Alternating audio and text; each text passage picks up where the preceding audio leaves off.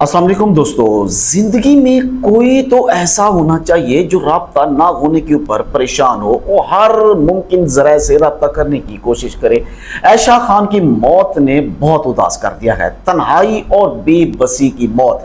ऐसा मशीनी दौर आ गया है कि हमें किसी अपने के लिए हमारे पास टाइम ही नहीं है या फिर एहसास के रिश्ते नापेद हो चुके हैं। आयशा खान पाकिस्तान की मारूफ अदाकारा इंतकाल कर गई।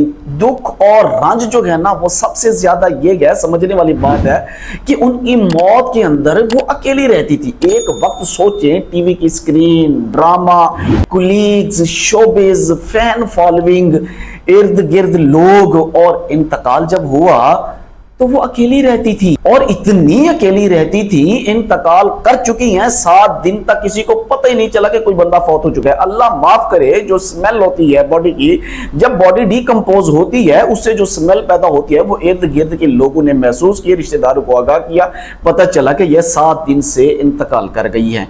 ये क्या माजरा है? ये शोबिस के लोगों के साथ अक्सर ऐसा क्यों होता है? आप अमानुल्लाह साहब को देखें, कितने ग्रेट आर्टिस्ट, आखिरी वक्त की उनके ऊपर क्या हुआ उनके साथ। बब्बू बराल को देखें, क्या आर्टिस्ट थे, क्या नाम था। आखिरी वक्त में वो लोगों से हेल्प मांगता रहा और कहता रहा कि कोई हाल ही नहीं पूछने आया।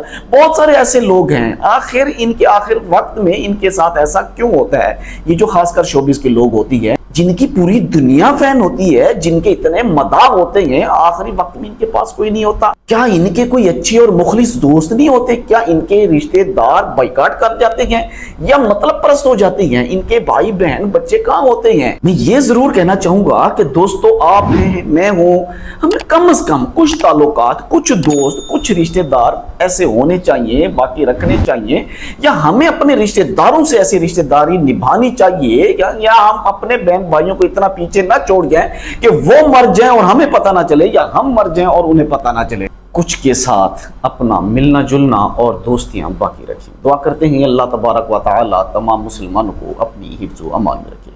मुझे दीजिए इजाजत। अल्लाह हाफिज।